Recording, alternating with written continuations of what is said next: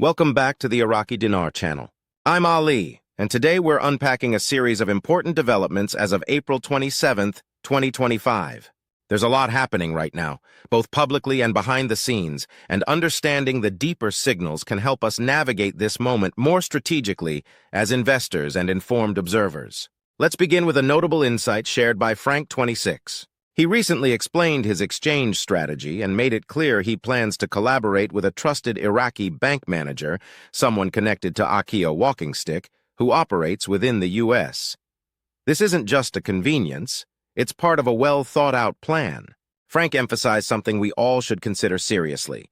Don't exchange everything in one place. That's a crucial strategy in situations like this. By spreading your transactions across multiple institutions, you increase your flexibility and reduce risk. Different banks may offer different benefits. One might have a better rate, another might offer quicker fund access or superior customer service. By diversifying where and how you exchange, you retain control rather than becoming overly dependent on a single institution's policies or limitations. It's about staying agile in a shifting environment. Now, when we look at Iraq's broader economic landscape, we're starting to see signs of strengthening that go beyond mere numbers on a page. For example, Militia Man, another respected voice in the space, recently pointed out that Iraq's foreign reserves aren't just holding steady, they're growing. Iraq now holds 163 tons of gold. That's not just a financial statistic, it's a powerful signal. This kind of reserve accumulation builds confidence and sends a clear message to the global market. Iraq is serious about its monetary stability. These reserves don't just sit in vaults. They serve as the financial backbone of the country's currency and fiscal credibility. This financial strengthening is happening in tandem with vocal commitments from Iraqi leadership. President Saleh and Prime Minister al-Sudani have been consistently reiterating that Iraq is both economically stable and secure. And this time, the international community is starting to agree. Investors are not only listening, they're acting. We're seeing billions in foreign direct investment entering the country. Major infrastructure projects and corporate agreements are being signed. Global corporations aren't just considering Iraq, they're committing to it. Security is another critical pillar in this transformation. According to recent reports shared by Guru Player, Iraqi Foreign Minister Fuad Hussein has formally urged the United States to re-evaluate its travel advisories regarding Iraq. He stated that the security environment across the country has improved significantly. It's not just rhetoric. Some European nations have already acknowledged this shift by updating their travel warnings. That matters. These types of advisories have a real impact. They influence everything from investor confidence to insurance premiums and corporate risk assessments. The lower the perceived risk, the more capital flows in. If the U.S. makes a similar move and reduces its advisory level, we could see an even greater influx of international players. Banks, investors, developers, all of them eager to tap into a rapidly opening market. In another important development, news hound K. Perron highlighted Iraq's continued drive to join the World Trade Organization. This is not a symbolic gesture. Joining the WTO means adopting globally recognized trade practices, aligning with fair trade principles, and committing to enforceable dispute resolution mechanisms. It also signals a country's willingness to participate in global commerce with transparency and predictability.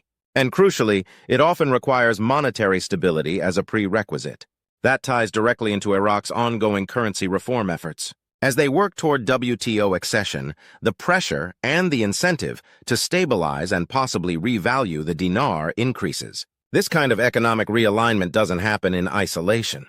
It's part of a larger choreography, and all signs suggest Iraq is getting its steps in sync. Adding more weight to this unfolding story, Sandy Ingram reported that Foreign Minister Fuad Hussein is currently in the United States engaging in high-level diplomatic meetings. The focus? Strengthening U.S. Iraq relations. These discussions may have significant implications, especially for those holding physical dinar banknotes. There's growing speculation about how the U.S. might participate in any future dinar exchange process. Will there be formal channels through American banks? Will new procedures emerge that clarify the treatment of physical dinar during an exchange event? We don't have those answers yet, but the fact that these discussions are happening is in itself revealing. It suggests momentum, and momentum is not something that develops in a vacuum. Let's shift to the Iraqi streets for a moment. Through updates shared by Firefly, a reliable on-the-ground source via Frank 26, we learned that a government spokesperson recently went on air to reassure citizens that Iraq's budget will not be impacted by the latest oil price fluctuations, unless oil drops to $50 a barrel. This is a key point. A stable budget gives the government room to maneuver. It keeps programs running and investor confidence high, and it protects the country's ability to maintain a stable exchange rate. Even more compelling, Firefly noted that a growing number of citizens believe the government already has a new exchange rate ready. They're not just speculating, they're asking pointed questions. For example, many are wondering why Article 122C, which pertains to oil revenue disclosures, hasn't yet been released. The belief is that once it's made public, it could trigger or coincide with the announcement of a new rate. It's as if the government is holding it strategically, waiting until all elements are aligned. This isn't just bureaucracy, it's calculated timing. Currency absorption, ATM network rollouts, foreign investment deals, international partnerships, and domestic financial readiness, they all need to be in place before such a significant move is made. If we take a step back and view this situation in its entirety, the picture becomes clearer. Iraq has significantly strengthened its gold and foreign currency reserves.